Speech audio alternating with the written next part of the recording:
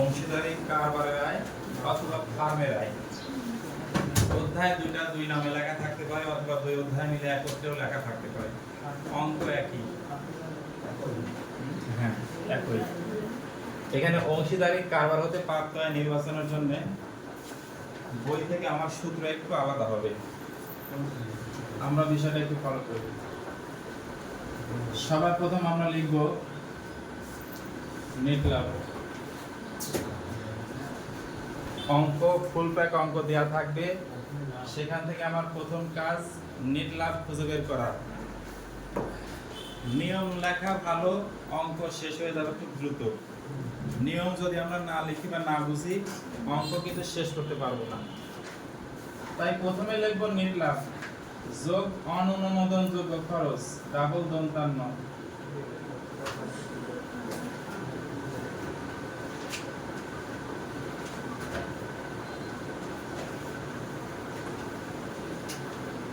অনুমোদন লেখো না যেন, অননুমোদন কিন্তু ডাবল দন্তান্ন।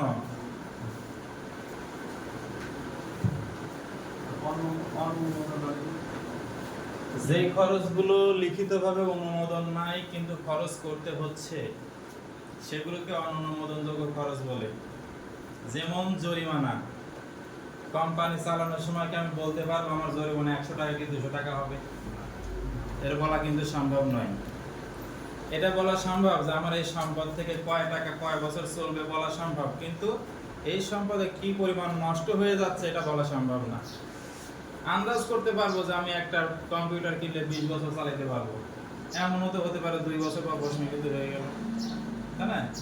দাম, কোম্পানি চালাইতে গিয়ে কত টাকা দাম করবে এটা নির্দিষ্ট নয়। পণ্য বিক্রি করছি কত টাকা পাবো না এটা নির্দিষ্ট নয়। তো এই বিষয়গুলো এখানে ইনক্লুড করতে হবে। নাম্বার 1 দাম, কমা ব্যবহার করো, সঞ্চিতি।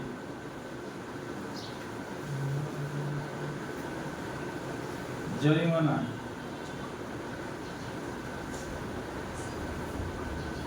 আইন খরচ,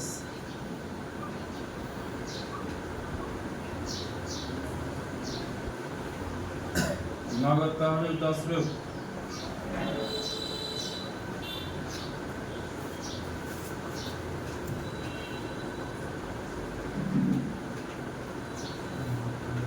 বিজ্ঞাপনের স্থায়ী খরচ,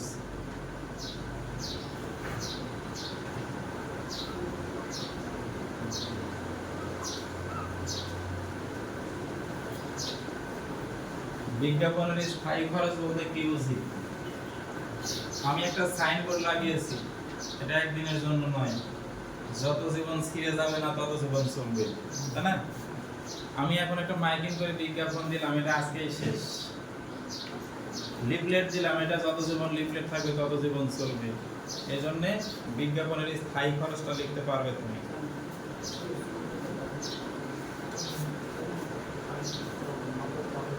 মূলধন, জাতীয় ক্ষতি,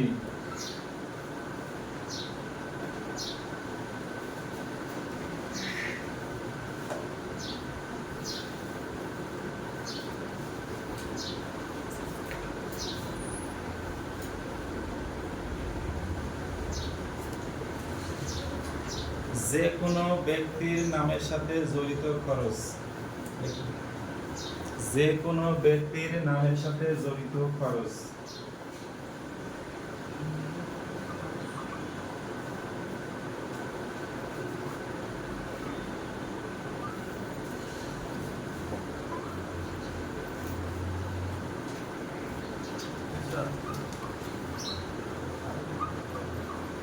খরচ ব্র্যাকেটে লেখো ঋণের সুদ আর বাড়ি ভাড়া বাদে ব্যক্তির নামের সাথে জড়িত সব খরচে তুমি লিখতে পারবে, দুইটা খরচ লিখতে পারবে না। 1 নাম্বার ঋণের সুদ, যেমন রহিমের ঋণের সুদ, করিমের ঋণের সুদ। রহিমের বাড়ি ভাড়া, করিমের বাড়ি ভাড়া বলতেই পারে। আচ্ছা বলো। এখানে আমি বলছি অল্প কথায় কাজ শেষ করব। নির্দিষ্ট অনির্দিষ্ট বলতে কোনো শব্দ এখানে ব্যবহার করা হয়নি। এখানে ব্যবহার করা হয়েছে ঋণের সুদ, লিখবো না বাংলা কথা। বাড়ি ভাড়া থাকলে লিখবো না বাংলা কথা। এত ডেসক্রিপশন আমরা করতে যাব না, কারণ এত ডেসক্রিপশন করতে গেলে মনে রাখাটা কঠিন হবে। এই আচ্ছা, এখানে তাহলে আমরা এইটুকু কথাই লিখবো। প্রথম কথা আমরা লিখবো অবচয়। 8 নম্বর দিয়ে রাখো অবচয়।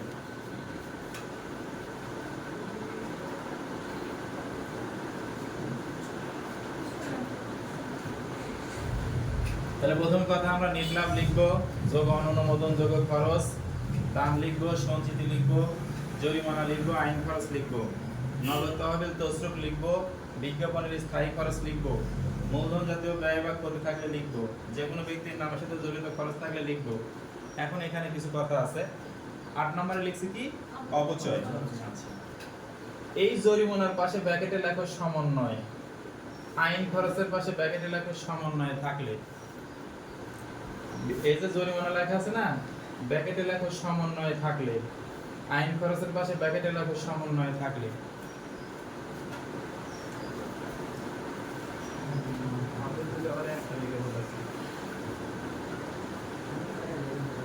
সমস্যা নাই, তাহলে তোমার লিখতে কম হবে।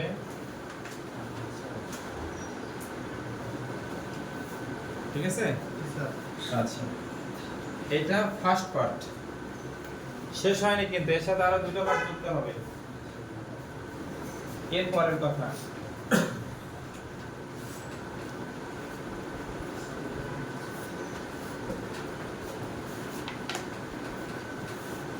এরপরে এই হেডলাইনটা শেষ হলো, এরপরে বাদ অকারবারি আয়।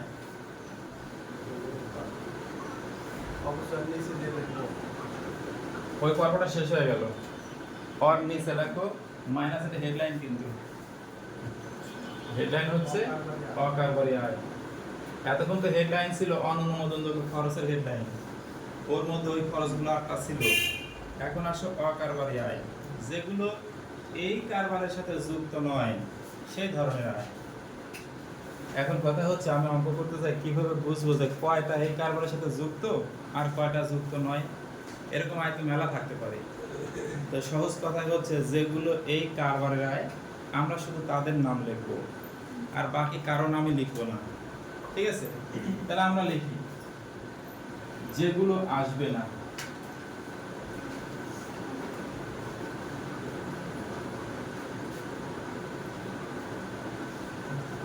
আমি তো লিখছি আকার করে এখান থেকে বাদ যাবে, তাই না?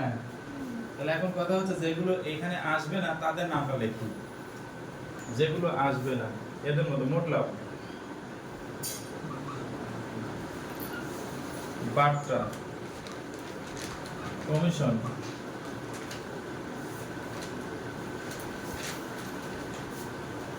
এগুলো ছাড়া অন্য সকল আয় এখানে লিখে বাদ দিতে হবে।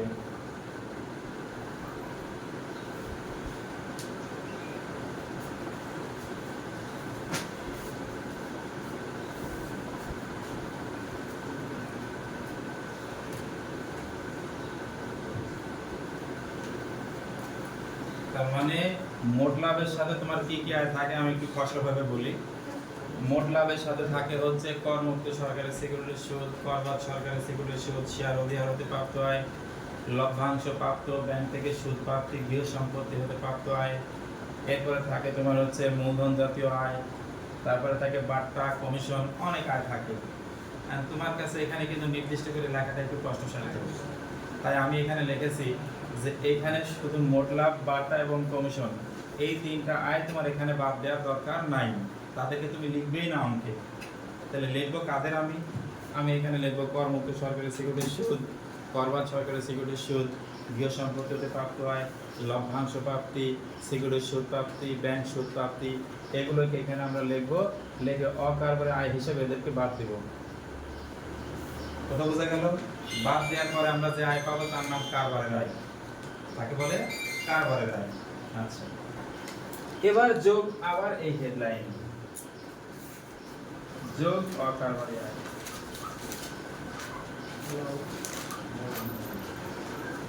হ্যাঁ, এইটা একটু বড়,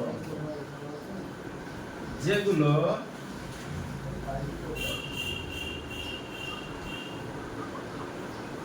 পূর্বে বাদ দেয়া হলো,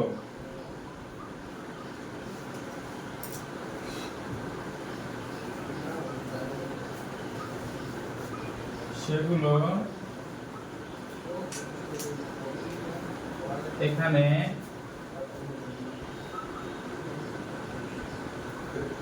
শর্ত সাপেক্ষে যোগ হবে।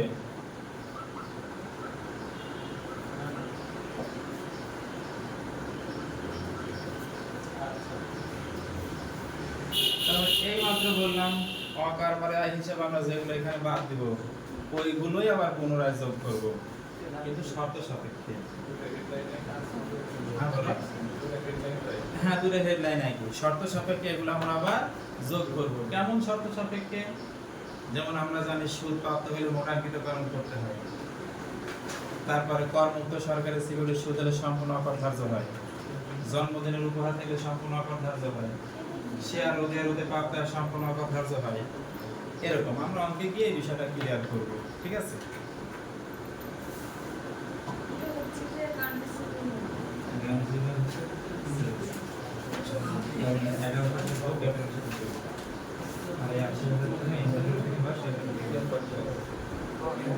ক্লিয়ার বিষয়টা? নেক্সট অপশনে আসে, এটা শেষ হলো, আয়ের ঘটনাগুলো শেষ। এখন আমাকে কর দিতে হবে, তাই লেখি কর দায়।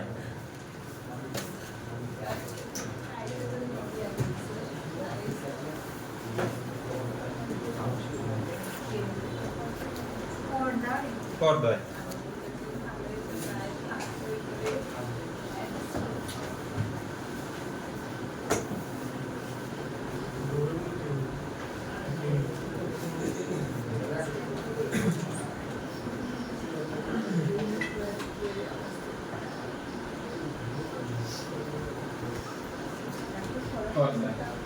দেখো, তুমি যদি কর দায় নির্ণয় করতে যাও, তোমাকে আগে ন্যূনতম কর নির্ণয় করতে হবে। কর দায় নির্ণয় করতে গেলে আগে ন্যূনতম কর নির্ণয় করতে হবে। তো আমরা লিখি, অঙ্কে বিক্রয়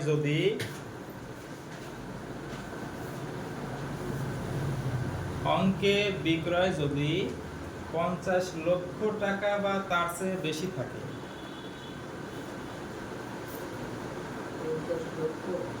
হ্যাঁ 50 লক্ষ টাকা বা তার চেয়ে বেশি থাকে,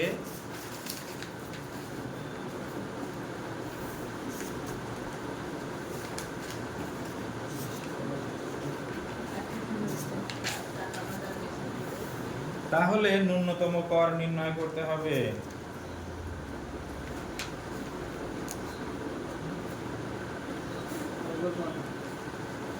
অঙ্কে বিক্রয় যদি 50 লক্ষ টাকা বা তার চেয়ে বেশি থাকে, তাহলে ন্যূনতম কর নির্ণয় করতে হবে।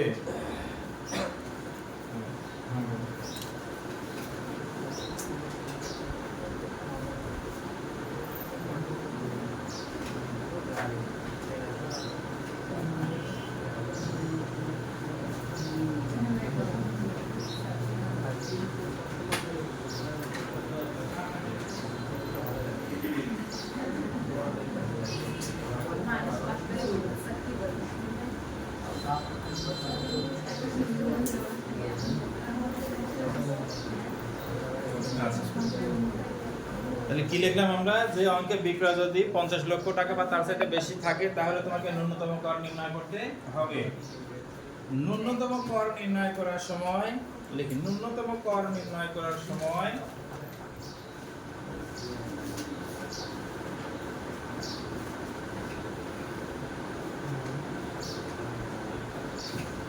বিক্রয়ের সাথে সকল আয় যোগ হবে। স্যার এটা 2 নাম্বার।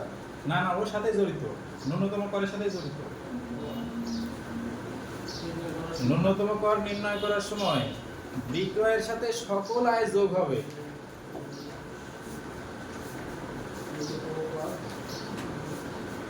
সকল আয় যোগ হবে বিক্রয়ের সাথে। লিখছি, ব্র্যাকেটে লেখো বেতন ও ব্যবসা পেশা খাতে আয় বাদে। বেতন ও ব্যবসা পেশা খাতে আয় বাদে মানে সবাই যোগ হবে ঠিকই, এরাও তো আয়, কিন্তু এই দুইটাই যোগ করা যাবে না।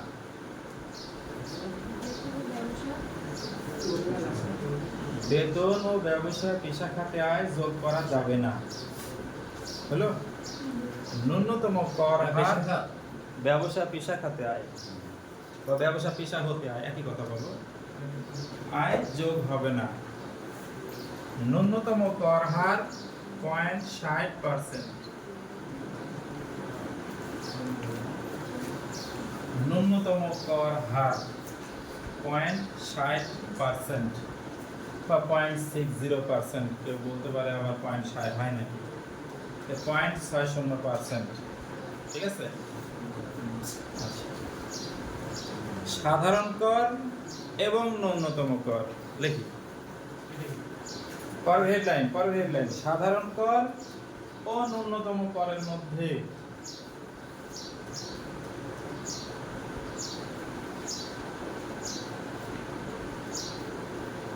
যেটি বড় হবে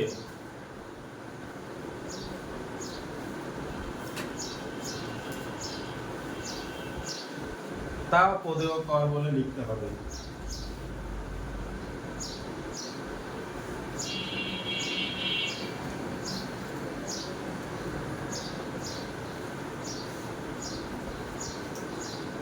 নিয়মের এটুকুই, বাকিটা আমরা অঙ্ক করার সময় জেনে নেব।